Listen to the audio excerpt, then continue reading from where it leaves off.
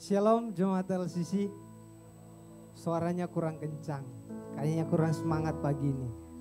Shalom. Lebih keras lagi suaranya. Shalom. Saya mempersilakan untuk Bapak Ibu Saudara menyapa kanan kiri. Berikan senyuman yang terbaik. Berikan sapaan yang terbaik buat saudara-saudara kita. Kita bersyukur di pagi hari ini. Kita diperkenankan Tuhan datang di tempat ini untuk menyembah Dia, untuk memuji Dia, dan untuk meninggikan Dia. Mari bersama-sama kita bangkit berdiri. Kita akan masuk dalam saat penyembahan kita. Kita akan memuji Dia. Semua mahkota dunia akan kutinggalkan. Semua pujian manusia akan kuhiraukan. Karena tak ada satupun yang dapat gantikan. Hanya Kau yang kudus dan hanya Kau yang termulia. Terima kasih Tuhan. Mari kita angkat pujian ini. Semua mahkota dunia akan kuletakkan. Semua pujian manusia akan kuhiraukan. Karena tak ada satupun yang dapat gantikan. Hanya Kau yang kudus dan hanya Kau terbesar. Mari kita mau angkat pujian ini dengan sungguh-sungguh kepada Tuhan. Kau yang hebat dengan semua yang memanggilmu. Betapa besar dan mulianya karyamu. Sungguh tak ada satupun yang dapat gantikan. Kini ku angkat tanganku dan ku bersorak. Kau yang layak. Kau yang layak, Kau yang layak, Kau yang layak disembah. Kau yang layak, Kau yang layak, Kau yang layak, Kau yang layak disembah. Mari kita mau datang kepada Tuhan dengan hati yang hancur. Kita menaikkan pujian ini. Semua mahkota dunia akan kuletakkan. Semua mahkota dunia akan kuletakkan. Semua pujian manusia akan kuhiraukan. Karena tak ada satupun yang dapat gantikan. Hanya Kau yang kudus dan hanya Kau terbesar. Kau dekat dengan semua yang memanggilmu. Betapa besar dan mulianya karyamu. Sungguh tak ada satupun yang dapat gantikan. Kini ku angkat tanganku, kini ku angkat tanganku dan ku bersorak. Kau yang layak Tuhan, layak. Kau yang layak, Kau yang layak disembah. Kau yang layak Tuhan, Kau yang layak, Kau yang layak, Kau yang layak disembah. Kau yang layak Tuhan. Benar Tuhan, Engkau layak di pagi hari ini. Kami mau menyembah Engkau Tuhan, meninggikan Engkau Tuhan. Disembah, Kau yang layak. Kau yang layak, Kau yang layak disembah. Kau yang layak Tuhan. Benar Tuhan, Engkau layak di pagi hari ini menerima pujian kami, sembah kami Tuhan. Engkau ditinggikan di atas kami. Puji-pujian kami Tuhan. Kau yang layak, Kau yang layak, Kau yang layak disembah. Kau yang layak, Kau yang layak, Kau yang layak, Kau yang layak disembah. Kau yang layak Tuhan, Kau yang layak, Kau yang layak, Kau yang layak disembah. Kau yang layak Tuhan, layak. Kau yang layak, Kau yang layak disembah. Kau yang layak, Kau yang layak, Kau yang layak disembah. Kau yang layak, Kau yang layak, Kau yang layak, Kau yang layak, Kau yang layak disembah. Kau layak Tuhan, layak. Kau yang layak, Kau yang layak disembah. Engkau layak Tuhan di pagi hari ini menerima setiap pujian kami, menerima setiap sembah kami Tuhan. Kami menyadari dalam setiap kekurangan kami, kami menyadari di dalam setiap keterbatasan kami Tuhan, Engkau bekerja. Setiap hati yang datang Bapa di pagi hari ini dengan masing-masing pergumulan hidup jemaat-Mu. Engkau tahu siapa kami. Engkau mengenal siapa kami Tuhan. Karena Engkau Allah yang berkuasa atas hidup kami. Terima kasih Tuhan. Terima kasih buat kasih dan cinta-Mu di pagi hari ini. Terima kasih buat pemeliharaanmu di pagi hari ini Tuhan. Kami menyadari sungguh Tuhan, Engkau luar biasa dalam kehidupan kami. Perkenankan kami Tuhan, biarlah setiap mulut kami, setiap isi hati kami, ketika kami menaikkan puji-pujian kepadamu, Engkau dipermuliakan. Ampuni setiap kesalahan kami Tuhan, setiap ketidakberdayaan kami, setiap keterbatasan kami di dalam hidup kami. Sehingga Tuhan, biarlah penyembahan di pagi hari ini berfokus hanya kepadamu.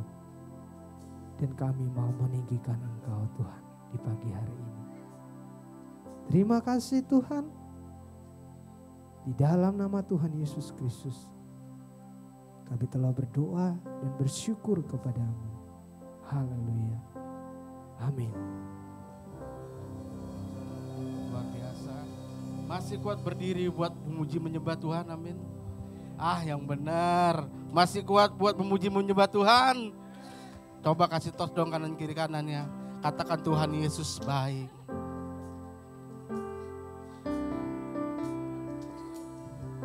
Seberapa banyak di tempat ini yang percaya sama Tuhan kalau anugerahnya gak pernah berubah di dalam hidup kita, amin. Boleh saya minta kemuliaan buat Tuhan kita? Anugerah-Mu besar dalam hidup kami ya Tuhan. Mari angkat pujian ini sama-sama. Anugerah-Mu besar ya Tuhan. Anugerah-Mu kepadaku tak pernah berubah. Perbuatan-Mu terlukiskan di dalam hatiku. Tercengangku dibuat-Mu, ku kagum padamu.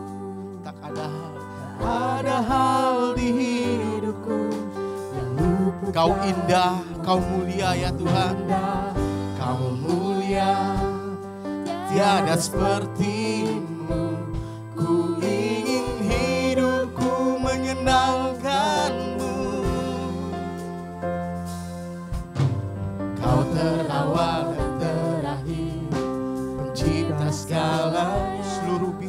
bersinar, seluruh bintang pun bersinar oleh ucapanmu. Engkau pun mengasihiku, penulis hidupku. Tak henti segenap nafasku ya Tuhan, menyembahmu selalu. Ku puji, ku sembah. Hey, tiada sepertimu Tuhan. Hey, ku ingin hidup. We worship you Lord. Angkat suaramu buat Tuhan. Segala puji, segala hormat, segenap hatiku. Hey, terimalah setiap hidupku sebagai persembahan yang hidup. Kau terawal dan terakhir pencipta segalanya. Kau terawal dan terakhir. Oh, Kau terawal dan terakhir pencipta segalanya. Seluruh bintang pun bersinar oleh ucapanmu. Engkau pun mengasihiku, penulis hidupku. Tak henti segenap nafasku menyembahmu. Ku puji, ku sembah Yesus. Hey, tiada sepertimu. Mari angkat suaramu lebih lagi buat Tuhan. Segala puji, segala hormat, segala puji, segala hormat, segenap hatiku. We worship you Lord. Terimalah ya Tuhan. Hey, segenap hidupku sebagai persembahan. Sekali lagi katakan sama Tuhan, segala puji, segala hormat, oh, segala hormat, hatiku menyembah. Terimalah ya Tuhan. Hei, segenap hidupku, Yesus, Yesus. Lebih dahsyat lagi katakan sama Tuhan, segala puji, segala hormat. We worship you Lord. Hey, hatiku, hey, terimalah. Come on, come on, come on. Segenap hidupku sebagai segala puji, segala hormat, segala puji, segala hormat. Hey, segala hormat, ku menyembah. Terimalah ya Tuhan. Hey, hey, hey, segenap hidupku persembahan yang Haleluya. Ada sukacita jemaat LCC? Amin. Siap memuji Tuhan? Kita mau bersukacita bersama karena kita percaya Allah kita dahsyat. Amin. Allah kita luar biasa. Mari gunakan tangan kita, mulut kita untuk memuji Tuhan. Allahku dahsyat, Allah kita luar biasa. Dari utara, barat sampai ke timur, Allah kita Allah yang hebat. Dari utara ke selatan, terdengar pujian bagi Allah. Dari barat sampai ke timur, nama Yesus disanjung tinggi. Dari pulau-pulau, lembah-lembah, bahkan gunung-gunung yang tinggi, kemuliaannya disaksikan, kebesarannya diceritakan. Siapa namanya? Yesus, yes. Nama Yesus. Nama Yesus disanjung tinggi. Dari pulau-pulau, lembah-lembah, gunung-gunung yang tinggi. Allahku dahsyat berkuasa, seluruh bumi sujud menyembah. Tinggikan namamu. Allahku dahsyat berkuasa, seluruh bumi sujud menyembah. Tinggikan namamu. Oh.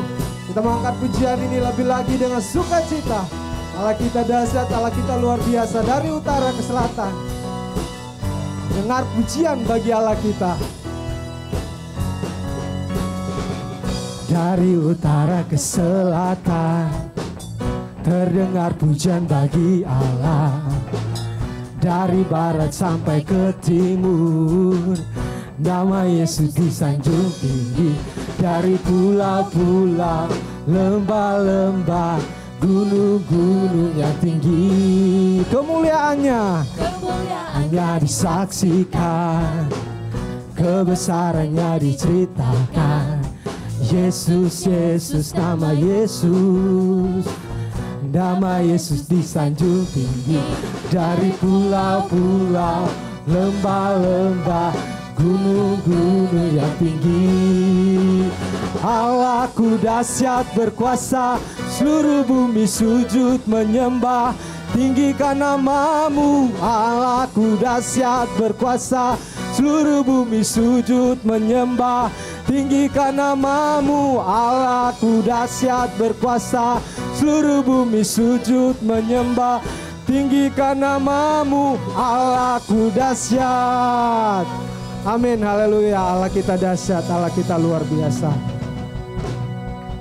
Tiba saatnya sebelum kita mempersiapkan firman Tuhan, kita telah tiba di dalam minggu yang kedua, minggu Advent yang kedua, dan kita akan melakukan penyalaan lilin. Silakan duduk kembali.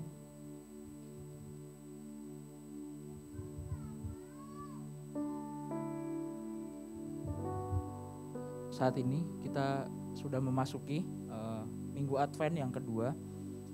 Kita akan menyalakan lilin Advent yang kedua kita. Firman Tuhan berkata, maka datanglah Yohanes ke seluruh daerah Yordan dan menyerukan, bertobatlah dan berilah dirimu dibaptis, dan Allah akan mengampuni dosamu. Seperti ada tertulis dalam kitab Nubuatan Yesaya, ada suara yang berseru di padang gurun, persiapkanlah jalan untuk Tuhan, luruskanlah jalan baginya. Setiap lembah akan ditimbun dan setiap gunung dan bukit akan menjadi rata. Yang berliku-liku akan diluruskan, yang berlekuk-lekuk akan diratakan, dan semua orang akan melihat keselamatan yang dari Tuhan. Ayat ini mengajarkan kepada kita bahwa kehadirannya ke dunia ini menunjukkan kesetiaannya dalam menuntaskan dosa-dosa setiap manusia. Tetapi juga mengingatkan kepada kita, setiap orang percaya, akan komitmen kesetiaan dalam mempersiapkan jalan bagi kedatangannya. Lilin ini juga disebut sebagai lilin Bethlehem, yang berarti rumah roti. Sebab dari Bethlehemlah suara kebenaran dikumandangkan, di mana Sang Juru Selamat kita, Tuhan Yesus Kristus, hadir untuk menyelamatkan manusia dari dosanya. Setia adalah sifat dan karakter dari Tuhan itu sendiri. Jika kita tidak setia, Dia tetap setia, karena Dia tidak dapat menyangkal dirinya. 2 Timotius pasal 2 ayat yang ke-13. Kesetiaan adalah sebuah kualitas hidup yang harus ada di dalam diri setiap orang percaya. Tuhan tidak pernah menuntut kecerdasan, kecakapan, kemahiran, popularitas, kekayaan dalam diri setiap orang percaya. Yang Tuhan inginkan adalah orang percaya yang setia, melakukan setiap kehendak-kehendaknya, dan yang tidak tergoyahkan dalam iman kepada Tuhan. Mari kita wujudkan kesetiaan itu melalui perbuatan, bukan hanya perkataan semata. Dalam keadaan apapun, tetaplah setia dalam melayani Tuhan dan lakukan kehendak-Nya. Karena pada saat kelak kesetiaan tersebut akan mendatangkan upah dari Tuhan. Dalam firman Tuhan dikatakan, hendaklah engkau setia sampai mati, dan aku akan mengaruniakan kepadamu mahkota kehidupan. Wahyu pasal 2 ayat yang ke-10b. Setialah mulai dari sekarang.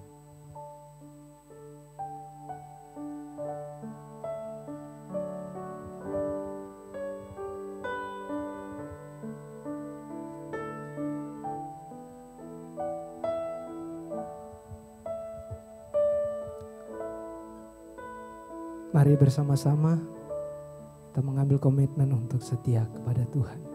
Walaupun sulit, walaupun tidak gampang, tetapi percayalah Tuhan kita akan memampukan saya dan saudara.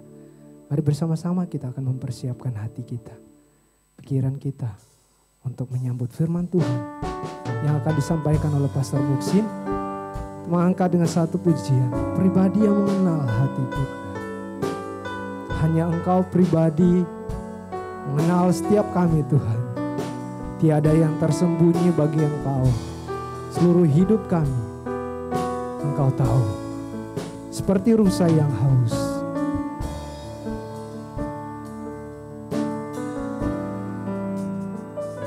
Seperti rusa yang haus, rindu aliran sungai-Mu.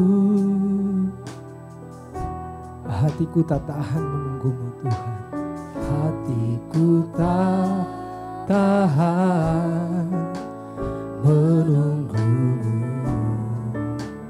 Bagai padang gersang menanti datangnya hujan.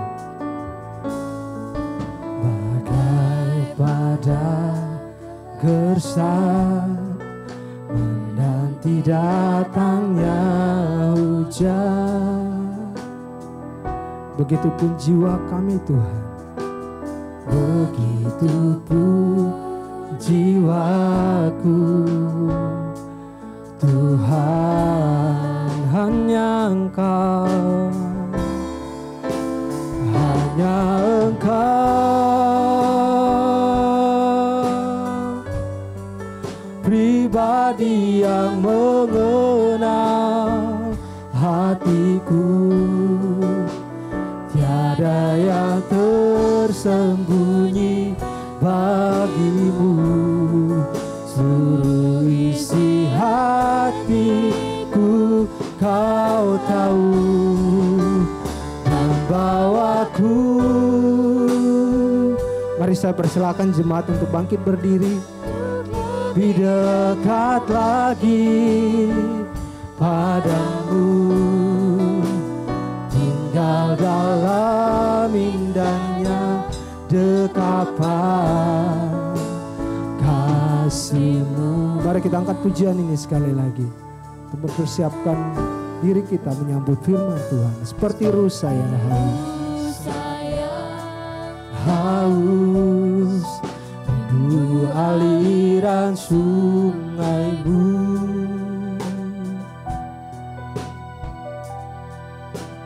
Hatiku tak tahan menunggu-Mu. Bagai padang gersang menanti datangnya hujan. Bagai padang gersang menanti datangnya hujan. Begitupun jiwa kami Tuhan, begitupun jiwaku Tuhan. Hanya Engkau, hanya Engkau pribadi yang mengenal hatiku. Tiada yang tersembunyi bagi-Mu.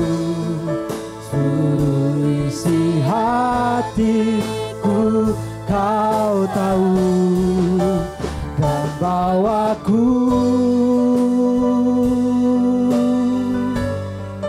untuk lebih dekat lagi padamu, tinggal dalam indahnya bertapa kasih-Mu. Hanya Engkau, hanya Engkau. Benar Tuhan, Engkau mengenal kami Tuhan. Engkau mengerti siapa kami Tuhan. Engkau tahu siapa kami Tuhan. Tak ada yang tersembunyi di dalam hidup kami. Kami adalah orang berdosa yang Kau sayangi. Terima kasih Tuhan, terima kasih.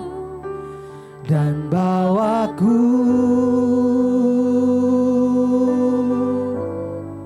untuk lebih dekat lagi padamu,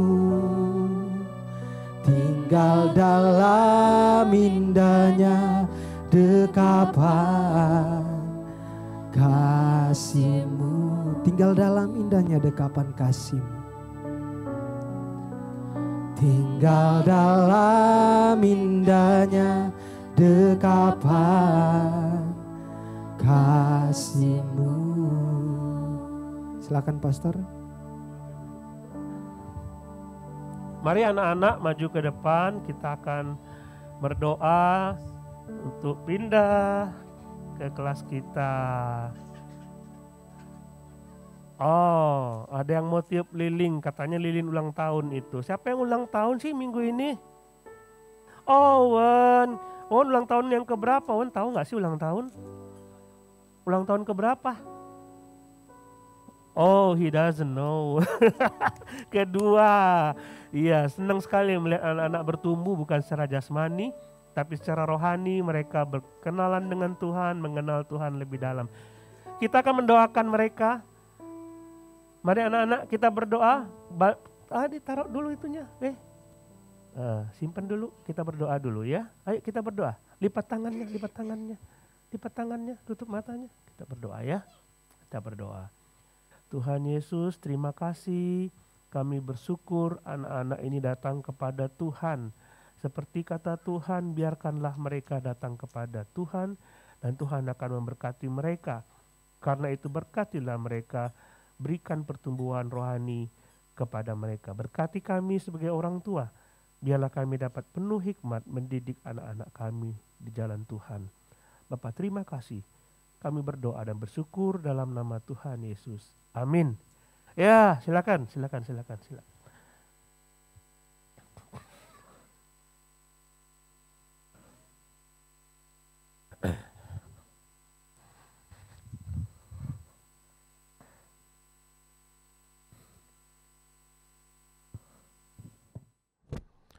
Saudara, hari ini saya penuh dengan sukacita dan hampir tidak bisa tidur semalam karena excited untuk hari ini. Tapi karena pengaruh obat jadi saya tidur juga. Sungguh luar biasa, kita hari ini sudah sampai kepada Daniel pasal 4. Kita akan cepat saja untuk melihat pada Daniel pasal 4. Dan selama kita belajar kitab Daniel, kita belajar mengenai beberapa karakter yang penting yang mesti kita miliki. Nah, saya berkhotbah Daniel pasal 1, pasal 2, dan pasal 4. Pasal 1 kita bicara mengenai integritas. Ya, pasal 1 kita bicara mengenai integritas, pasal 2 kita bicara mengenai perseverance. Masih ingat ya khotbahnya ya? Pasal 3 saya tahu Pak Alex dan Pak Bonar bicara mengenai iman. Benar ya? Di pasal 4 kita akan bicara mengenai rendah hati. Kerendahan hati.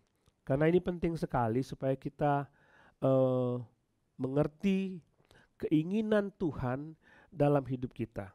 Dan Tuhan mengatakan bahwa dia tidak suka dengan orang-orang yang sombong. Kita akan berdoa sebelum kita memulai belajar firman Tuhan. Bapa di surga, kami bersyukur karena kami boleh beribadah kepada Tuhan. Kami boleh menyembah Tuhan, memuji-muji nama Tuhan. Bahkan saat ini biarlah kami duduk diam bersimpuh di kaki Tuhan untuk mendengarkan firman-Mu. Urapilah kami, tegurlah kami, nasihatilah kami, supaya kami bisa menjadi anak-anak-Mu yang seturut dengan kehendak dan rencana Tuhan. Bapa, terima kasih. Kami mohon Tuhan berbicara kepada kami secara langsung. Di dalam nama Tuhan Yesus kami berdoa. Amin. Mari kita buka Alkitab kita. Saya mengajak saudara untuk tidak melihat semua bagian ayat, tapi sebagian saja. Memang penting sekali kalau saudara ingin khotbah ya, misalnya dapat dari mana itu khotbah dari mana ya. Kita coba baca dulu di rumah pasal-pasal yang akan kita pelajari. Daniel pasal 4, kita lihat ayat 28 sampai 33, dan saya akan coba ceritakan garis besar apa yang ada di dalam pasal 4 ini. Daniel pasal 4 ayat 28 sampai 33. Saya akan bacakan ayat yang ganjil, saudara membaca ayat yang saya akan bacakan ayat yang genap, saudara baca ayat yang ganjil. Saya mulai dengan ayat yang genap. Semuanya itu terjadi atas Raja Nebukadnezar.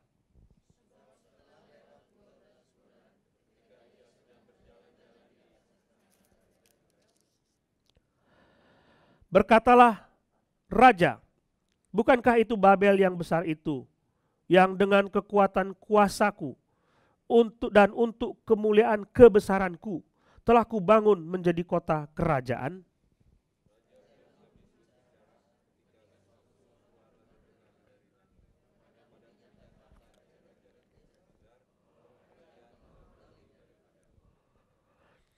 Engkau akan dihalau dari antara manusia, dan tempat tinggalmu akan ada di antara binatang-binatang di padang. Kepadamu akan diberikan makanan rumput seperti kepada lembu, dan demikianlah akan berlaku atasmu sampai 7 masa berlalu, hingga engkau mengakui bahwa yang maha tinggi berkuasa atas kerajaan manusia dan memberikannya kepada siapa yang dikehendakinya.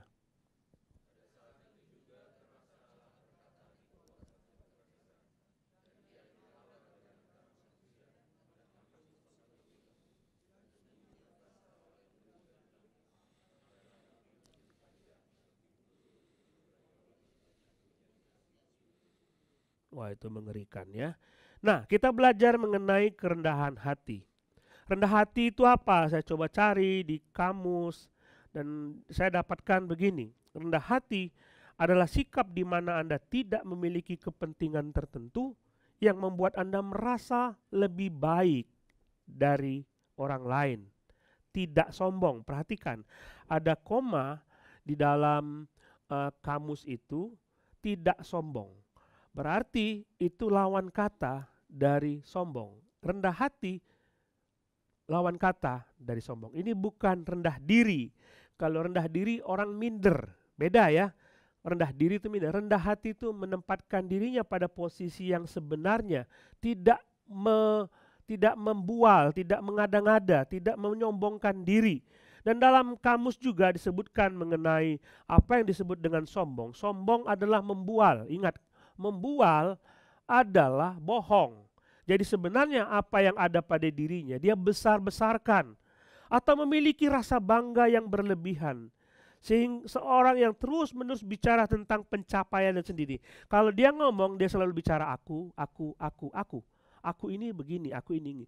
Ingat waktu anak-anak cerita ya, papaku punya uang banyak. Berapa? 1.000. Oh, papaku banyak lagi, 1.000, kata anak kecil gitu ya. Bapakku lebih banyak lagi, 1.000. Nah gitu kan, selalu dibesar-besarkan. Itu kalau anak-anak kecil kalau dulu ngomong seperti itu.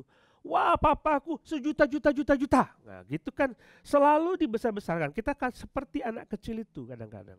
Dan kita selalu membesar-besarkan diri kita, bukan cuma sombong akan kekayaan, bukan cuma sombong akan harta, tapi banyak bidang yang kita bisa sombongkan kepada Tuhan. Ya, kita bisa sombongkan kepada Tuhan. Dan ini yang terjadi pada Nebukadnezar. Saudara tahu bahwa Allah tidak menyukai orang sombong. Saudara coba mencari di dalam Alkitab, cari kata sombong, dan di situ selalu ada kebencian Tuhan terhadap kesombongan. Dalam Matius pasal 23:12 dia berkata, barang siapa meninggikan diri, ia akan direndahkan.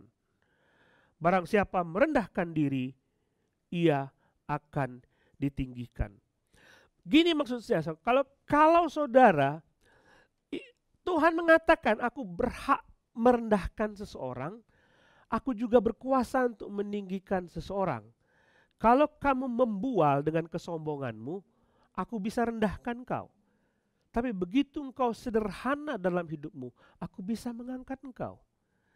Kadangkala kita berpikir dengan kesombongan kita merasa bahwa kita dapat pujian dari manusia. Tetapi Tuhan tahu apa sebenarnya yang terjadi dalam diri kita, sehingga dia mengatakan kamu berbohong, kamu membual, dan aku akan buat kamu rendah supaya kamu bisa belajar tentang sesuatu. Dan ini yang terjadi kepada Nebukadnezar. Nebukadnezar dalam pasal 1, saudara lihat, dia baru berkenalan dengan Tuhannya orang Israel. Dia baru tahu, orang-orang Yahudi datang dan dia memilih 4 orang yang luar biasa itu, Sadrak, Mesak, Abednego, dan Daniel dipilih untuk dididik sesuai dengan aturan-aturan Babel. Dididik dengan makanan-makanan dewa. Dan mereka menganggap itu yang paling penting. Itu yang paling hebat. Dan dia belum tahu tentang Tuhan. Mereka hanya tahu patung. Dan mereka tidak tahu tentang Tuhan. Dan ketika diuji coba, Daniel hanya makan sayur saja. Artinya dia tidak mau makan bekas persembahan berhala. Dia tidak mau menajiskan dirinya. Raja Nebukadnezar baru sadar. Boleh juga ini Tuhan ya. Dia baru berkenalan pasal 1. Baru berkenalan. Di pasal 2, dia berkenalan juga dengan Tuhan melalui hikmat Tuhan. Jadi dia mimpi, dia tidak kasih tahu mimpi. Sudah tahu ya. Dia mimpi, dia tidak kasih tahu mimpinya. Nah, Allah mana yang bisa terjemahkan mimpiku? Allah mana yang tahu mimpiku? Dan dia panggil semua orang pandai di Babel. Seorang wakil-wakil dari dewa-dewa mereka. Dewanya begitu banyak, disuruh ke depan dan tidak ada yang tahu. Kamu kan wakilnya dewa. Kok tidak tahu, dewamu tidak bisa beritahu kepadaku apa mimpiku? Mereka tidak tahu. Muncullah Daniel. Daniel mengatakan, di surga ada Allah yang bisa menerjemahkan mimpi. Lalu Daniel bertanya kepada Tuhan dan Tuhan menjawab Daniel. Baru di situ dia berkenalan. Siapakah Tuhan itu? Rupanya Tuhannya Daniel lebih berhikmat dari dewa-dewaku. Dia sadar itu. Dia tahu itu. Dia berkenalan dengan Tuhan. Pasal 3. Saudara lihat ada 3 orang Yahudi yang tidak mau menyembah patung, tetapi dimasukkan ke dalam perapian yang bernyala-nyala, dan di dalamnya dilihat seperti rupa anak manusia. Kok ada 4, aku masukkan 3, kok keluar ada di situ ada 4 orang. Dan dia melihat rupanya itu 4 orang, yang keempat itu mukanya bersinar luar biasa. Dan ketika 3 orang Yahudi itu keluar dan tidak ada bau, Sadrak, Mesak, Abednego itu keluar, tidak ada bau sama sekali. Dia tahu, ini berarti Tuhannya Daniel berkuasa, maha kuasa. Tadi penuh hikmat, sekarang maha kuasa. Dia sudah tahu tentang Tuhan. Dia sudah belajar tentang Tuhan. Tapi dalam pasal 4, apa yang dia pelajari, dia tidak terapkan. Dia cuma tahu, tapi tidak pernah mengakui. Dan itulah sebabnya dalam pasal yang keempat ini, dia mengakui bahwa, dia mengatakan bahwa semua Babel ini, semua kerajaan yang luar biasa ini adalah karena aku yang luar biasa. Dia masih mengagungkan dewanya sendiri dan tidak pernah mengakui Tuhan. Padahal di matanya sendiri sudah melihat kehebatan Tuhan. Coba lihat pasal 4 ayat 8. Dia berkata begini. Pada akhirnya Daniel datang menghadapku. Padahal sebelumnya ketika dia ingin tahu mimpi itu, dia panggil semua imam dewa-dewanya, tidak satu pun yang bisa menerjemahkan arti mimpi itu. Enggak ada satupun. Dia sudah tahu bahwa Daniel bisa menafsirkan mimpi. Kenapa dia nggak langsung kepada Daniel? Dia ingin kembali kepada dewanya dulu. Siapa tahu dewaku bisa Padahal dia sudah tahu dalam pasal sebelumnya, dewanya tidak bisa menafsirkan mimpi. Tapi itulah Nebukadnezar. Tetap ngeyel dia. Tidak mau mengakui tentang Tuhan. Pasal 4 ayat 8 berkata, pada akhirnya Daniel datang menghadap aku. Akhirnya dia panggil Daniel. Lalu disebutkan, Daniel yang dinamai Belsazar menurut nama dewaku. Dia masih menyebut nama dewanya. Dia tidak pernah menyebut nama Tuhan. Dia masih belum percaya kepada Tuhan. Penuh dengan roh para dewa yang kudus. Lalu kuceritakan kepadanya mimpi itu. Dia belum mengakui Tuhan. Dan inilah yang menjadi bencana bagi Nebukadnezar. Nebukadnezar sudah melihat itu, kejadian-kejadian begitu luar biasanya Tuhan, tapi tidak percaya, lalu mencoba mengagungkan dirinya, dan Tuhan membawa dia kepada suatu penyakit yang berbahaya. Penyakit yang tidak mau dialami oleh banyak orang.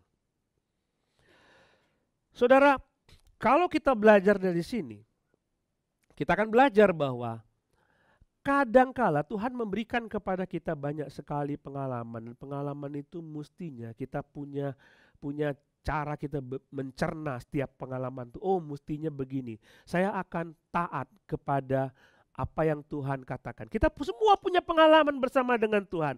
Seharusnya kita tidak perlu khawatir karena kita sudah pernah mengalami itu. Seharusnya kita tidak perlu mengandalkan kekuatan kita sendiri karena kita tahu dari setiap segi, setiap saat dalam hidup kita, Tuhan turut campur tangan dan Tuhan memberikan kepada kita segala yang kita perlukan. Tapi kadangkala kita mau supaya diri kita sendiri yang terlibat dan kita tidak mau Tuhan terlibat. Kita masih mengatakan apa yang saya dapat ini karena dari kehebatanku. Itulah awal bencana. Tidak belajar dari pengalaman. Tidak belajar dari pengalaman. Nebukadnezar sombong dan masih mengagungkan dirinya sendiri. Coba lihat Amsal 16 ayat yang ke-18. Tuhan berkata, kecongkakan itu sombong, mendahului kehancuran. Tinggi hati mendahului kejatuhan. Sebelum ada kejatuhan, ada kesombongan. Kita mesti belajar ini. Tuhan memperingatkan kita supaya kita tidak jatuh di dalam kesombongan. Yaudah, pasal 4 ini saudara bercerita mengenai Nebukadnezar. Suatu malam dia mimpi. Dia mimpi dan dia melihat ada sebuah pohon yang besar, tinggi lebih daripada pohon-pohon lain. Dan di atas pohon itu banyak sekali burung-burung bersarang di situ, mengambil makanan di pohon itu. Pohon itu besar sekali. Dan tiba-tiba ada seorang yang berseru, tebanglah pohon itu. Dan pohon itu ditebang, hanya dibiarkan sedikit saja, tunggulnya saja masih ada. Pohon itu ditebang. Dan ini menggelisahkan dia. Gelisah sekali. Jadi dia tahu kalau ada sesuatu yang gelisah, ini pasti ada artinya menurut dia seperti itu. Seperti mimpi dia yang pertama. Dia mimpi tentang patung yang begitu luar biasa dan dia gelisah. Kali ini dia gelisah luar biasa. Apa artinya ini? Dia panggil semua imam dewa-dewanya, orang-orang pandai di Babel, tapi orang pandai di Babel tidak bisa menerjemahkan mimpinya, lalu muncullah Daniel. Dan Daniel mengatakan, Daniel dengan penuh ketakutan, dia ingin cerita apa arti mimpi itu. Tapi mukanya penuh dengan ketakutan. Sehingga Nebukadnezar bilang, aduh, ceritakan saja, nggak usah takut. Ceritakan saja apa artinya. Nah, Daniel mengatakan, biarlah semuanya terjadi kepada musuh Tuanku, bukan kepada Tuanku. Supaya terjadi kepada musuh, bukan kepada Tuanku. Saya tidak berharap terjadi kepada Tuanku. Tapi ini memang terjadi kepada Tuhan. Maksudnya begini Raja. Raja kerajaan raja, raja akan direndahkan serendah-rendahnya. Raja akan dibuang ke dalam hutan. Raja akan berlaku seperti lembu, makan rumput di situ 7 tahun lamanya. 7 tahun lamanya. Bayangkan, saudara, orang seperti itu apa? Orang-orang gila ya. Jadi dia merangkak di rumput dan makan rumput, lalu teriak, mu. Teriak. Raja, aku bukan raja. Aku sapi. Orang gila bukan begitu. 7 tahun lamanya akalnya tidak ada di situ. Diceritakan itu. Dan dalam ayat yang kita baca tadi, dalam ayat yang ke-28, semuanya itu terjadi atas Raja Nebukadnezar. Sebab setelah lewat 12 bulan, ketika ia sedang berjalan-jalan di atas tanah Raja Babel, berkatalah raja, bukankah Babel yang besar itu, yang kekuatan kuasaku, yang dengan kekuatan kuasaku dan untuk kemuliaan kebesaranku telah kubangun menjadi kota kerajaan. Itu kan sombong namanya. Raja itu mengatakan Babel besar itu karena aku. Dia lupa satu hal, bahwa dia dipakai. Tuhan berkenan supaya dia dibesarkan dan dipakai oleh Tuhan untuk menghukum bangsa-bangsa lain. Raja ingin menghukum bangsa lain termasuk bangsa Israel, bangsa Yahudi, dihukum oleh Tuhan dan dia dibesarkan oleh Tuhan untuk menghukum bangsa Israel, menghukum bangsa Yahudi. Bahkan dia dipakai oleh Tuhan, kamu besar, kerajaanmu besar, supaya engkau memelihara orang-orang Yahudi, bawa ke tempat kamu dan kamu pelihara di situ selama 70 tahun sebelum dia balik ke negaranya. Dan saudara tahu, dia dipakai oleh Tuhan. Semua yang menjadi kepandaiannya, keahliannya, itu semua berasal dari Tuhan. Tapi Nebukadnezar tidak seperti itu. Dia mengatakan Babel besar karena aku. Babel itu besar karena aku, bukan karena yang lain.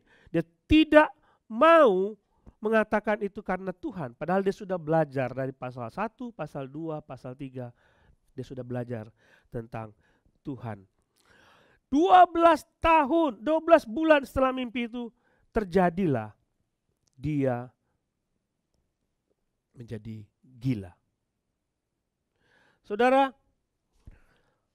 ini yang Tuhan katakan kepada, sebenarnya katakan kepada Nebukadnezar.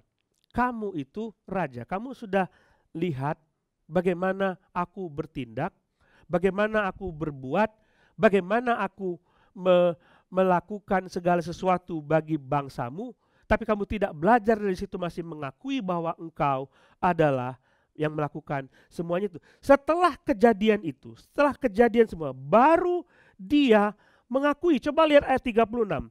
Pada waktu akal budiku kembali kepadaku, jadi dia sudah gak gila lagi. Kembalilah juga kepadaku kebesaran, kemuliaanku untuk kemasyhuran kerajaanku. Pada para menteriku, para pembesarku menjemput aku lagi. Aku dikembalikan kepada kerajaanku, bahkan kemuliaan yang lebih besar dari dahulu diberikan kepadaku. Jadi sekarang aku, Nebukadnezar, memuji, meninggikan, memuliakan Raja Surga yang segala perbuatannya adalah benar dan jalan-jalannya yang adil dan yang sanggup merendahkan mereka yang berlaku congkak. Dibelajar dari situ. Pertama, saudara, yang kita perlu pelajari, tempatkanlah dirimu pada porsi yang sebenarnya di hadapan Tuhan. Siapa kita? Siapa Allah? Siapa kita? Dan siapa Tuhan?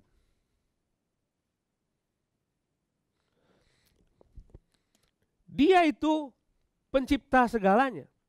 Saudara tahu itu semua. Dia berhak mengatur ini, dia berkuasa mengatur ini, mengatur itu.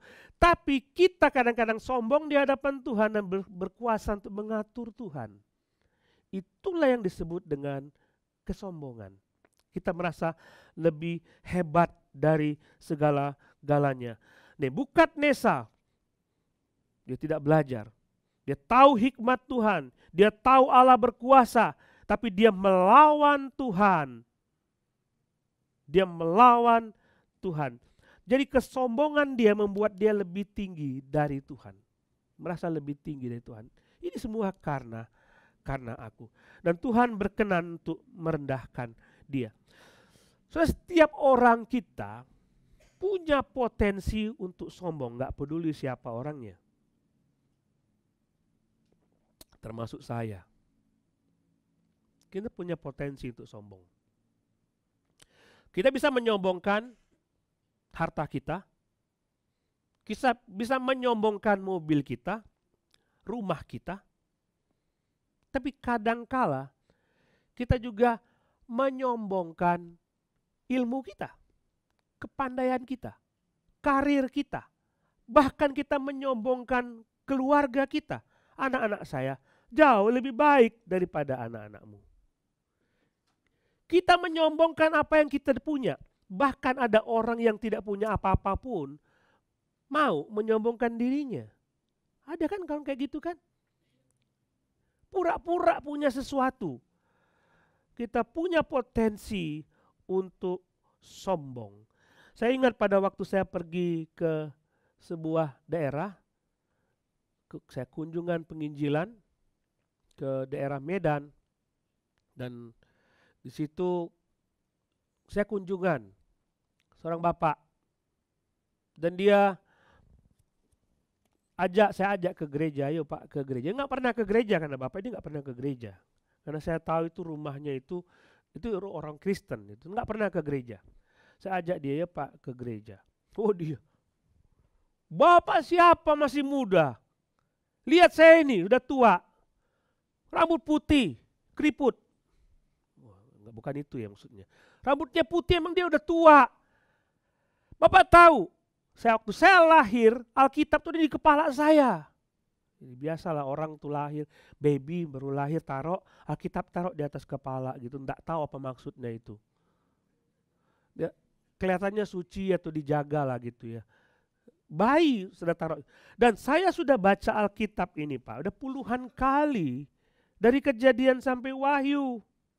Sudah puluhan kali. Bapak baru berapa kali? Ini sombong sekali. Tapi nggak pernah ke gereja. Sombong rohaninya minta ampun. Hati-hati. Kita pun bisa sombong rohani. Di hadapan orang lain kita sombong rohani. Kita merasa kita lebih hebat dari orang lain. Saudara harus sadar, sama seperti Nebukadnezar, ketika dia diberikan kelebihan oleh Tuhan, seharusnya kelebihan itu dimanfaatkan sesuai dengan apa yang Tuhan mau. Jadi begini, Nebukadnezar diberikan kekuatan yang luar biasa, dia menjelajah semua tempat. Saudara bisa cari di Google sebesar apa kerajaannya, dia pergi ke sini hancur, pergi ke sini hancur, semua negeri itu hancur, semua berada di dalam kekuasaannya. Dan dia bawa bangsa Yahudi ke Babel untuk pelihara selama 7 tahun, supaya orang Yahudi belajar untuk tidak berdosa lagi kepada Tuhan. Jadi Nebukadnezar, kelebihannya digunakan oleh Tuhan untuk mengajar bangsa Yahudi. Harusnya seperti itu, bukan untuk menyombongkan diri. Jadi dari situ kita mesti belajar. Kelebihan yang Tuhan berikan kepada kita bukan untuk menyombongkan diri. Kelebihan yang Tuhan berikan kepada kita supaya kita gunakan buat orang lain. Buat Tuhan. Kalau Tuhan memberikan kepada saudara lebih harta, uang, coba lihat masih banyak yang kekurangan. Kalau saudara diberikan kepada kepandaian, kepandaian itu mestinya dipakai untuk menolong orang lain. Kalau saudara diberikan Tuhan mungkin kesempatan luar biasa dalam pelayanan, Itu seharusnya saudara melayani orang lain. Kalau lihat orang lain jatuh dalam dosa, dan saudara yang begitu rohani, bukan menyombongkan dia jatuh, aku lebih rohani dari dia. Bukan seperti itu. Tapi, oh anakku, temanku ini jatuh. Aku yang rohani, seharusnya menolong dia, bukan menjadi kesempatan bagiku untuk menyombongkan diri. Mestinya kita belajar dari situ. Hati-hati saudara, setiap orang Kristen berpotensi untuk menyombongkan diri. Kadang-kadang begitu ya, pendeta juga gitu. Kalau sudah habis khotbah turun, khotbahku tadi bagus ya. Dengar khotbah orang lain, kok begitu khotbahnya? Nggak kayak khotbahku. Merasa lebih hebat. Pendeta itu banyak sekali godaannya untuk menyombongkan diri. Ya, makin saudara dekat sama Tuhan, dosa itu makin mengintai. Kalau orang biasa jatuh dalam dosa, mungkin biasa-biasa aja. Begitu pendeta jatuh dalam dosa, wah sudah deh. Bukan rusak susu sebelanga, rusak susu sedanau. Parah. Parah. Tidak bisa seperti itu saudara. Jadi kalau kelebihan kita seharusnya dipakai untuk memuliakan Tuhan. Kalau saudara banyak uang, maka Allah izinkan itu terjadi supaya dengan uang itu saudara gunakan untuk orang lain. Kalau saudara pandai, maka kepandaian itu diizinkan Allah supaya saudara mengajar kepada orang lain. Seharusnya kita belajar bahwa kelebihan-kelebihan kita, makin lebih kita, makin besar tanggung jawab kita kepada Tuhan. Harusnya seperti itu, ya. Jadi saudara makin pandai dalam Alkitab, saudara punya tanggung jawab untuk mengajar kepada orang lain. Oh Pak, kalau gitu saya nggak mau belajar Alkitab. Nggak kayak gitu.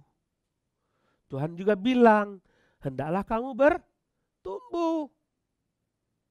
Wah, ini ya. Terima tantangan itu. Tuhan bilang kamu bertumbuh, kamu belajar Alkitab, kamu makin dewasa, dan tugas dan tanggung jawab kamu akan makin besar. Sudah diberi kesempatan oleh Tuhan untuk mendapatkan uang banyak. Seharusnya itu menjadi kesempatan bagi saudara untuk memberikan kepada orang lain. Dan tanggung jawab saudara dengan uang itu makin besar. Coba Lukas pasal 12 ayat 48. Lukas 12 ayat 48. Setiap orang yang kepadanya banyak diberi, daripadanya akan banyak dituntut. Dan kepada siapa yang banyak dipercayakan, daripadanya akan lebih banyak lagi dituntut. Ayo. Mau makin kaya kan? Mau. Tapi makin dituntut oleh Tuhan. Mau makin pandai kan? Makin dituntut oleh Tuhan. Mau karirnya lebih naik? Mau.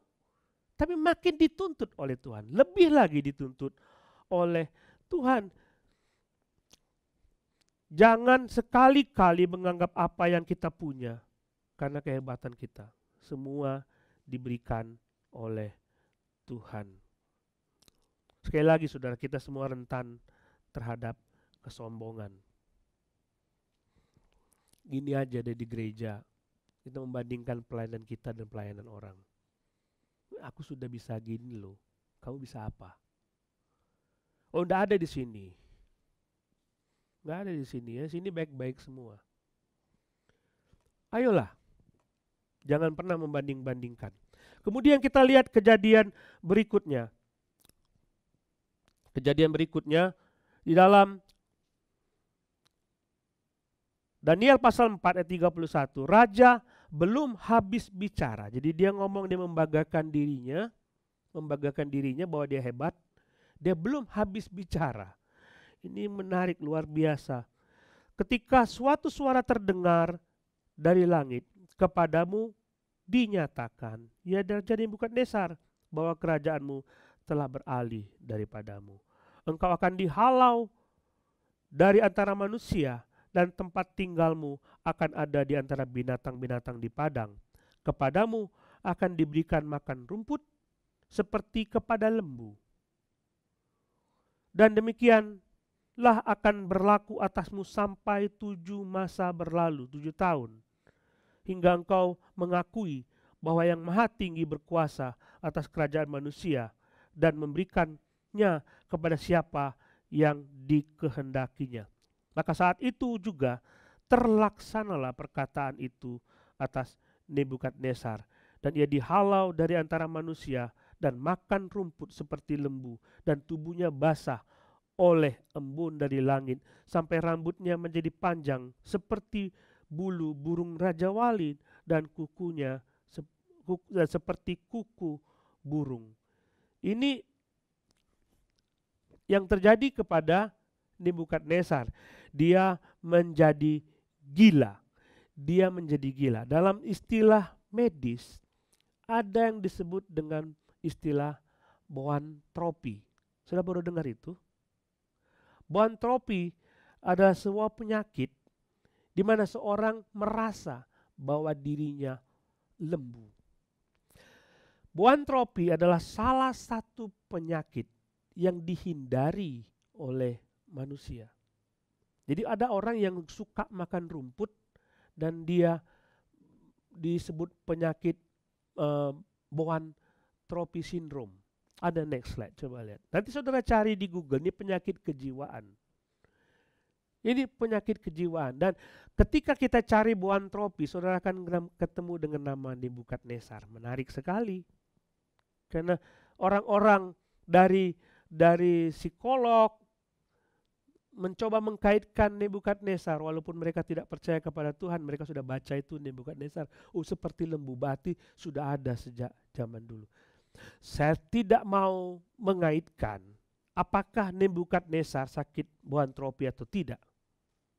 Tapi yang saya mau kasih tahu, seketika itu juga Tuhan berkehendak dia direndahkan. Seketika itu juga Tuhan berkehendak dia direndahkan.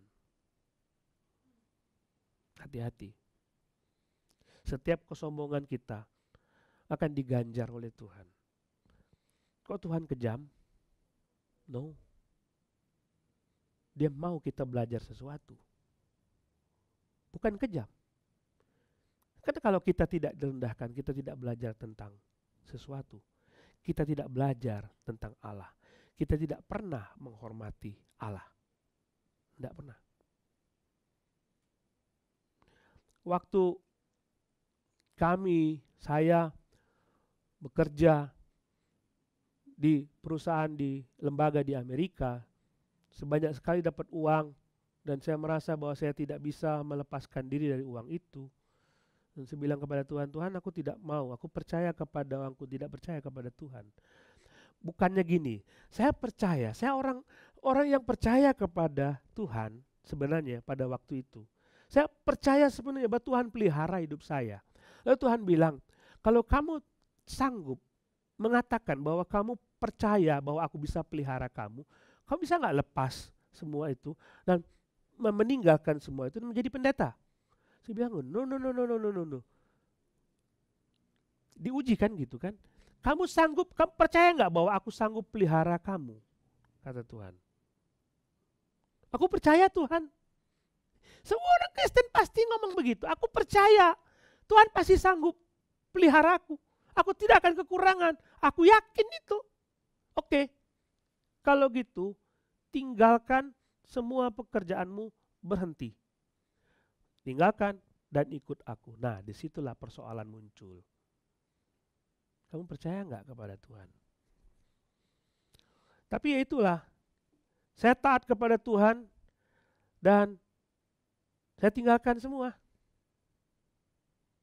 Pikir saya, Tuhan akan segera menolong saya sementara tabungan masih ada. No. Tuhan tidak segera menolong. Tuhan mau tabungan itu habis. Disitulah saya belajar untuk direndahkan. Belajar untuk tidak menyombongkan diri. Sekejap Tuhan bisa buat itu. Tuhan bisa buat itu supaya belajar sesuatu. Belajar tentang Allah. Nebukadnezar sudah ditegur oleh Daniel, dan dia berkata kepada Nebukadnezar, ayat 27, "Ya Raja, biarlah nasihatku berkenan pada hati tuanku. Lepaskanlah diri tuanku daripada dosa dengan melakukan keadilan, dan daripada kesalahan dengan menunjukkan belas kasihan terhadap orang yang tertindas. Dengan demikian kebahagiaan tuanku akan dilanjutkan." Sudah dianja. Sebelum peristiwa itu terjadi, Nebukadnezar, jangan berbuat dosa. Kayaknya ini peringatan bagi kita. Sebelum Tuhan berkenan menghajar kita, jangan berbuat dosa. Jangan sombong. Kalau kesombongan itu sudah kelewatan, kita akan direndahkan serendah-rendahnya oleh Tuhan. Nah, setelah peristiwa itu semua ada 7 tahun. Bayangin 7 tahun, gila itu kayak apa ya. Dan tidak tinggal di rumah. Saya rasa Nebukadnezar pada waktu dibawa ke istana dia berontak, "Aku mau cari rumput, aku mau makan rumput." Itu repot sekali. Dan tidak pernah mau mandi, 7 tahun lamanya. Dibuat rendah. Apa kata raja-raja lain tentang Nebukadnezar? Itu raja yang besar itu gila. Apa kata orang tentang kalau kita yang menyombongkan diri direndahkan oleh Tuhan? Setelah masa itu, barulah dia mengakui Tuhan. Saya mengajak saudara untuk membandingkan kata-katanya. Daniel pasal 4 ayat 30. Dia berkata demikian. "Berkatalah raja, bukankah Babel yang besar itu, yang dengan kekuatanku, kuasaku, dan untuk kemuliaan kebesaranku telah kubangun menjadi kota kerajaan." Lihat, semua pada aku. Orientasinya kepada aku. Lihat ya, coba lihat ya. Kekuatanku, kuasaku, kemuliaanku, kebesaranku, dan aku yang bangun. Semua tentang aku. Jadi hati-hati. Saudara kan ketahuan saudara sombong kalau dalam percakapan banyak akunya. Aku itu ya, ini. Aku tuh selalu begini. Aku gini. Aku selalu ini. Semua tentang aku. Ketahuan itu semua. Ketahuan. Nebukadnezar gitu. Aku. Semua tentang aku. Tapi setelah dia dihajar oleh Tuhan, dia berkata, "Jadi sekarang aku Nebukadnezar memuji, meninggikan, dan memuliakan Raja Surga, yang segala perbuatannya adalah benar dan jalan-jalannya adalah adil, dan yang sanggup merendahkan mereka yang berlaku congkak." Sekarang beda. Semua tentang aku, sekarang tentang Allah. Aku memuji Allah, aku meninggikan Allah, aku memuliakan Allah. Perbuatan Allah besar, jalannya adil, dia sanggup merendahkan orang dan meninggikan orang. Semua orientasi kita jangan kepada aku. Kita harus berorientasi kepada Tuhan. Di dalam perjanjian baru, saudara, dalam perjanjian baru Tuhan mengungkapkan tentang ada orang yang sombong Dan ada orang yang tidak menganggap dirinya hebat. Buka Matius pasal 19. Ini cukup panjang, saya akan bacakan kepada saudara. Matius pasal 19 ayat 13. Lalu orang membawa anak-anak kecil kepada Yesus supaya meletakkan tangannya atas mereka dan mendoakan mereka. Akan tetapi murid-muridnya memarahi orang itu. Tapi Yesus berkata, biarkan anak-anak itu. Janganlah menghalang-halangi mereka datang kepadaku. Sebab orang-orang yang seperti itulah yang empunya kerajaan surga. Lalu ia meletakkan tangannya atas mereka. Dan kemudian ia berangkat dari situ. Ada seorang datang kepada Yesus dan berkata, Guru, perbuatan baik apakah yang harus kuperbuat untuk memperoleh hidup yang kekal? Jawab Yesus, apa sebabnya engkau bertanya kepadaku tentang apa yang baik? Hanya satu yang baik. Tapi jika engkau ingin masuk ke dalam hidup, turutilah segala perintah Allah. Kata orang itu kepadanya, perintah yang mana? Kata Yesus, jangan membunuh, jangan berzina, jangan mencuri, jangan mengucapkan saksi dusta, hormatilah ayahmu dan ibumu, kasihilah sesamamu manusia seperti dirimu sendiri. Kata orang muda itu, semuanya telah kuturuti, apalagi yang masih kurang? Kata Yesus kepadanya, jikalau engkau hendak sempurna, pergilah, jualah segala milikmu, dan berikanlah itu kepada orang miskin, maka engkau akan beroleh harta di surga. Kemudian datanglah kemari dan ikutlah aku. Ketika orang muda itu mendengar perkataan itu, pergilah ia dengan sedih, sebab banyak hartanya. Ada dua macam orang yang diceritakan Yesus di sini. Ada anak kecil yang tidak punya apa-apa, mau datang kepada Yesus tanpa membawa apa-apa. Ada orang yang sejak masa mudanya dia melakukan hukum Taurat, perbuatan baik. Jadi dia datang kepada Yesus. Apa yang dia bawa? Perbuatan baiknya. Dia membanggakan bahwa dia bisa melakukan ini, bisa melakukan itu. Dia sudah melakukan ini, sudah melakukan semua, sudah kulakukan sejak masa mudaku. Sombong sekali. Sombong sekali. Okelah engkau bisa, engkau melakukan semua yang baik itu dalam hidupmu. Tapi bukan itu yang Tuhan mau. Coba lihat anak kecil yang tidak membawa apa-apa. Anak kecil itu datang kepada Yesus dengan pikiran bahwa aku bisa masuk surga. Aku bisa terima surga. Hanya karena Tuhan berikan kepadaku. Bukan karena aku melakukan sesuatu. Tapi orang ini, aku bisa masuk surga kalau aku melakukan sesuatu. Siapakah kita dengan sombongnya dengan mengatakan bahwa dengan perbuatan baik kita bisa terima surga? Nggak ada.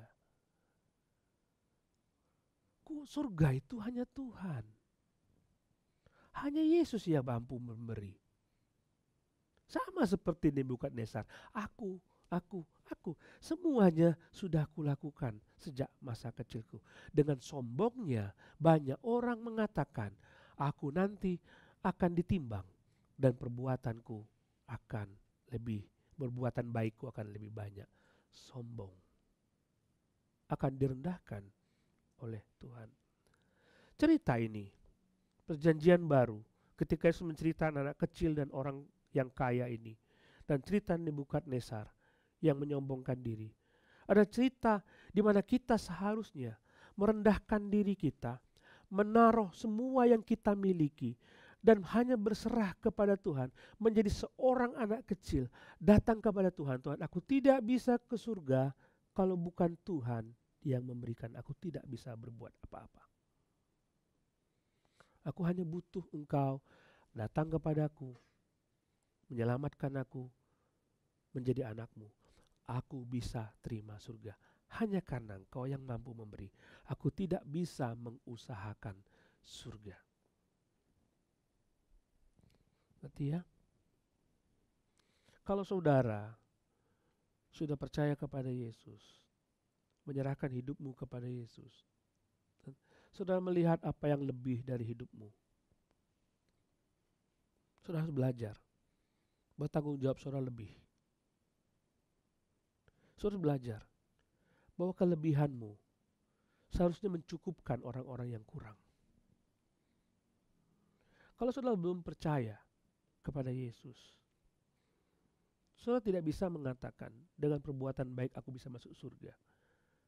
Yesus mengatakan seperti anak kecil yang tidak bawa apa-apa, tidak perlu bawa perbuatan baik, hanya datang kepada Tuhan, hanya datang,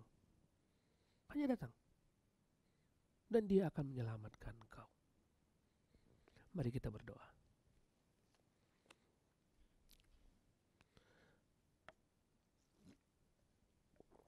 Tundukkan kepala saudara. Saya tidak tahu Tuhan bicara apa. Kalau ada komitmen yang mau saudara ambil, katakan kepada Tuhan.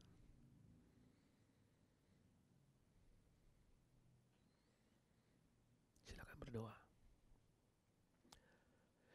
Kedua, saudara, kalau saudara belum terima Yesus Kristus sebagai Tuhan dan Juru Selamat, dan saat ini saudara mau terima Dia, saudara mau datang kepada Yesus seperti seorang anak kecil. Saudara mau datang saat ini. Yesus, aku mau datang kepadamu seperti seorang anak kecil. Angkat tanganmu. Kalau memang itu saudara. Saudara mau datang kepada Yesus. Puji Tuhan. Ada lagi? Ada lagi? Puji Tuhan. Ada lagi? Ada 2 orang. Seperti seorang anak kecil, saya mau datang kepada Tuhan. Aku tidak bisa apa-apa. Ada lagi? Jangan sombongkan dirimu. Puji Tuhan.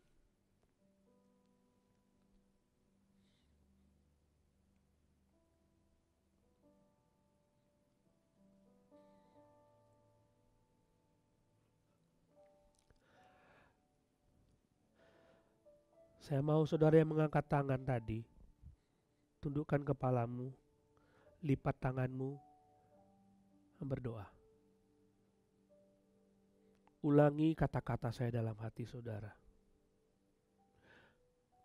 Tuhan Yesus,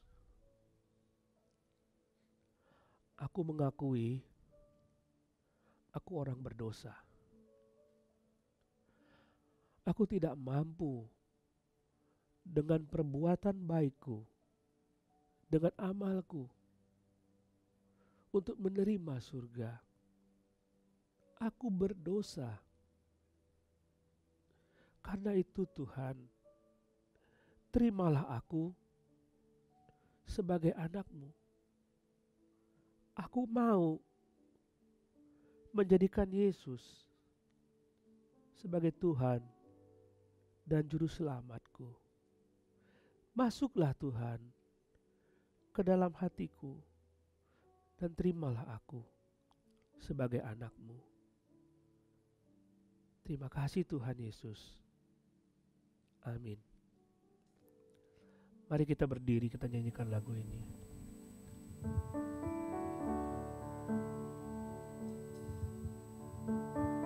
Mari selidiki setiap hati kami ya Tuhan. Karena hanya Engkaulah yang mampu menyelidiki sampai kedalaman hati kami. Selidiki aku ya Tuhan.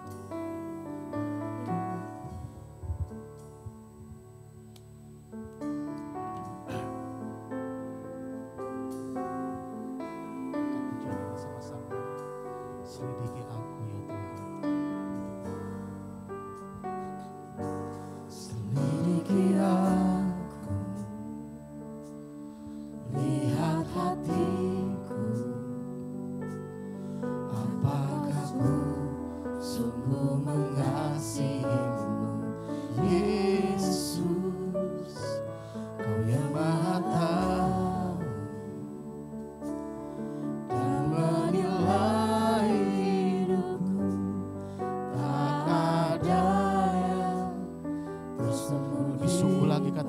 Tuhan. Selidiki aku Tuhan. Selidiki aku, Mari lihat setiap hati kami di tempat ini lihat Tuhan. hatiku, Karena hanya Engkaulah yang mampu melihat kedalaman hati apakah kami. ku sungguh Kami sungguh mengasihi Engkau ya Tuhan. Yesus, Kau yang Maha Tahu dan menilai hidupku, tak ada yang Angkat suaramu lebih lagi sama Tuhan. Katakan telah kami lihat ya Tuhan. Aku lihat kebaikan-Mu pernah habis. tak pernah habis di hidupku. Berjuang sampai akhirnya Kau dapati aku. Mari datang sama Tuhan, katakan sama Tuhan, selidiki aku ya Tuhan. Mari lihat hati kami ya Tuhan. Lihat hatiku, Apakah kami benar-benar mengasihi Engkau ya Tuhan? sungguh mengasihi Engkau yang Maha Tahu Yesus, dan sangat menilai hati kami. Oh, dan menilai nilai tak ada yang. Angkat suaramu lebih lagi buat Tuhan. Telah kulihat,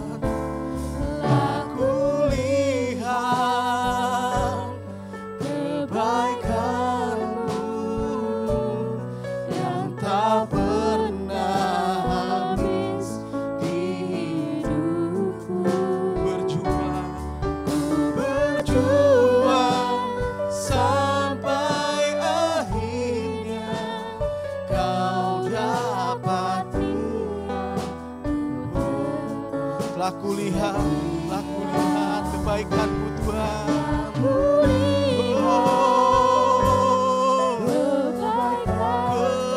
Kebaikan-Mu yang tak pernah habis di hidupku.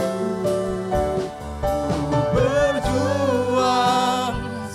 Angkat suaramu lebih lagi buat Tuhan. Katakan sama Tuhan dalam hatimu. Telah kulihat Tuhan, telah kulihat kasih setia-Mu ya Yesus. Kulihat kebaikan-Mu habis di hidupku. Berjuang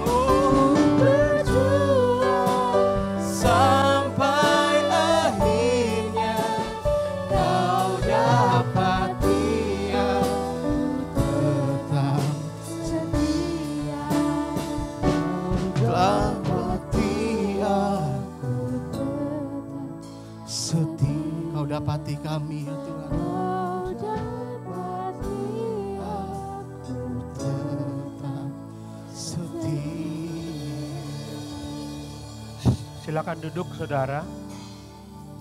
Kita akan berdoa untuk mengutus hamba Tuhan pergi ke Koba. Saya minta Pak Bonar untuk berdiri di depan bersama dengan istri.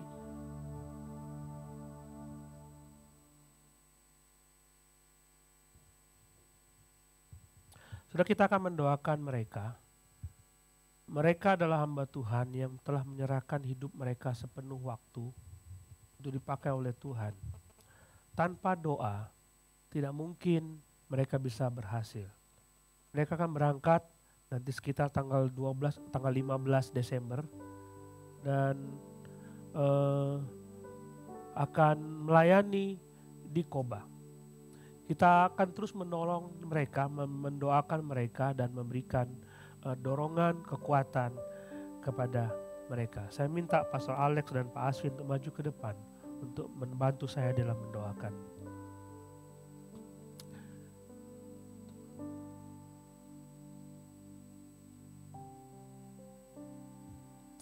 Mari jemaat kita bersama-sama mendoakan.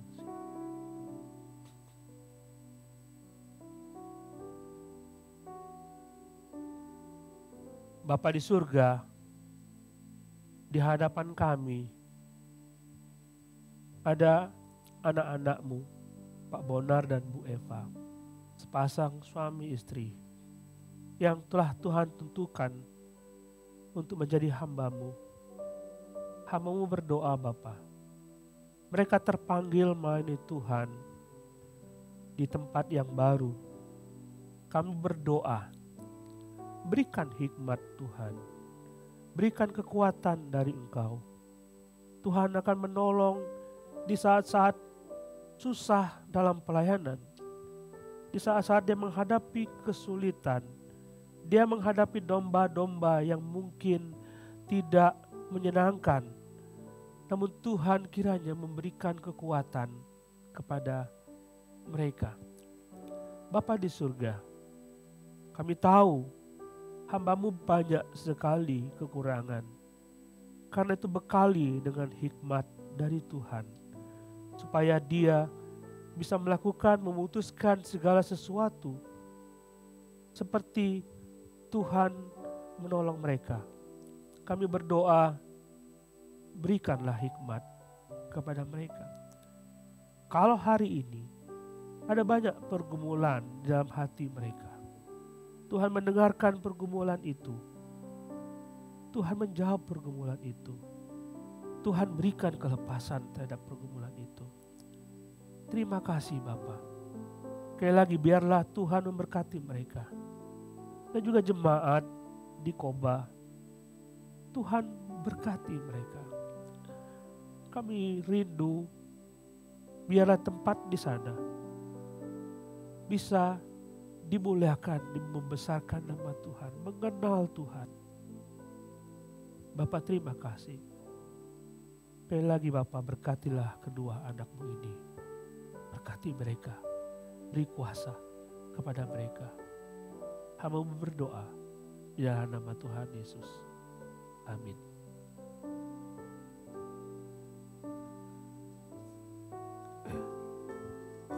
Jangan duduk dulu.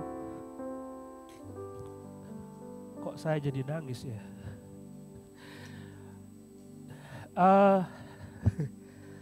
Setiap ada orang yang menyerahkan dirinya untuk pekerjaan Tuhan, itu adalah sesuatu yang mulia, yang perlu kita berikan kekuatan. Dan Pak Bonar sudah bersama dengan kita, kira-kira 3 bulan di sini. Dan ada sesuatu yang akan diberikan oleh Care Group Aviari kepada Pak Bonar.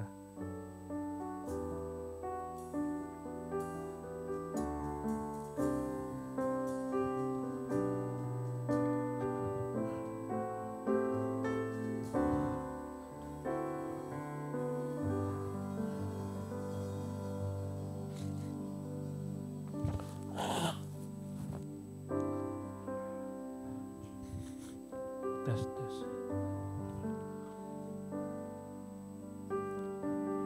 Dibuka nggak Pak? Nggak usah, itu aja ya. Oke. Terima kasih, terus doakan Pak Bonar ya. Silakan duduk Pak. Ibu duduk aja.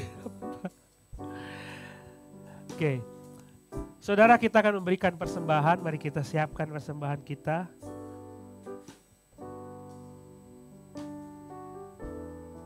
Kita akan mendoakan persembahan kita.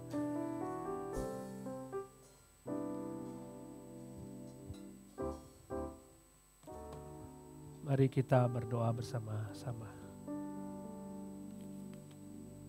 Bapa di surga, kami datang kepadamu, kami mengakui kebesaran-Mu dan keagungan-Mu. Dan kami saat ini ingin memberikan persembahan kami kepada Tuhan. Engkau berkati dan kami yakin dan percaya Kau terus pelihara hidup kami. Kami tidak akan pernah kekurangan. Terima kasih Bapa, berkati persembahan kami dan dimuliakanlah nama Tuhan. Dalam nama Tuhan Yesus, amin.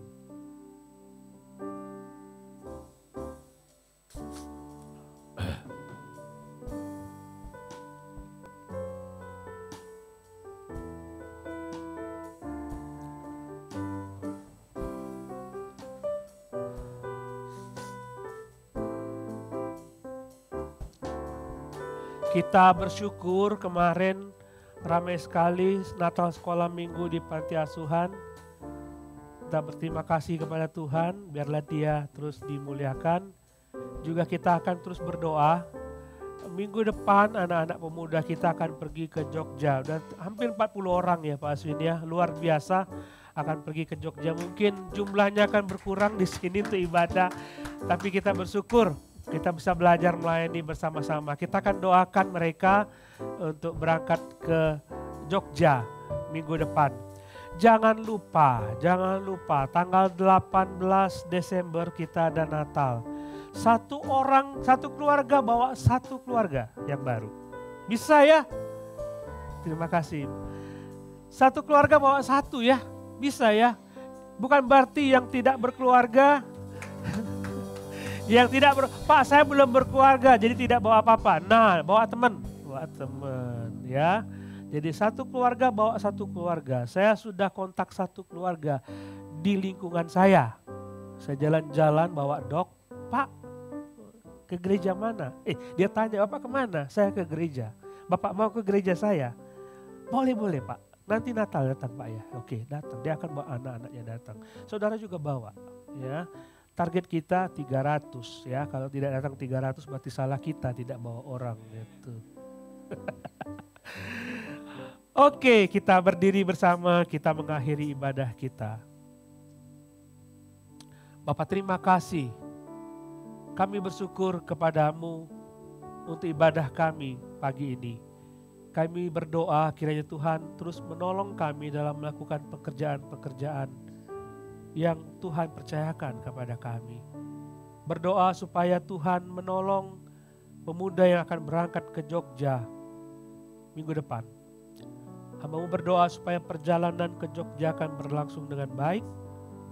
Selama mereka di sana juga akan beracara dengan baik, memberkati, Tuhan dimuliakan, orang-orang di Jogja juga menerima berkat, bahkan kami yang berangkat pun menerima berkat Tuhan.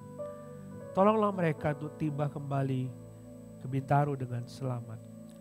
Juga kami berdoa supaya Natal kami minggu depan di tanggal 18 akan dihadiri dengan banyak orang, bahkan orang-orang yang belum percaya kepada Tuhan akan datang ke gereja mendengar firman Tuhan. Tuhan berkati setiap rangkaian acara nanti. Juga kami bersyukur Bapa, hari ini akan ada baptisan. Kami bersyukur Tuhan kiranya memberkati setiap orang-orang yang akan dibaptis ini. Dan Tuhan menolong mereka sehingga mereka hidup benar jalan Tuhan. Terima kasih Bapa. Engkau berkati mereka semua. Engkau berkati kami semua. Kami berdoa kiranya selepas dari tempat ini kami membawa damai sejahtera dari Tuhan. Bapak terima kasih di dalam nama Tuhan Yesus kami berdoa. Amin.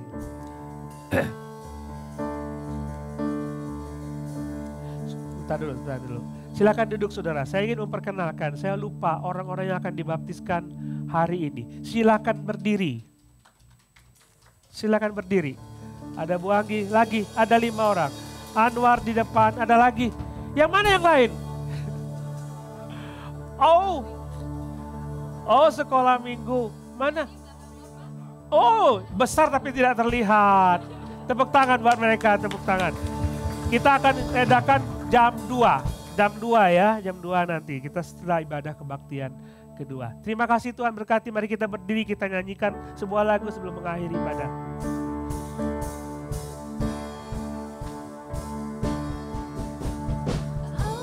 Ku dahsyat berkuasa, seluruh bumi sujud menyembah. Tinggikan namamu, Allahku dahsyat berkuasa, seluruh bumi sujud menyembah. Tinggikan namamu, Allahku dahsyat berkuasa, seluruh bumi sujud menyembah. Tinggikan namamu, Allahku dahsyat. Haleluya, ibadah kita selesai, silakan duduk kembali.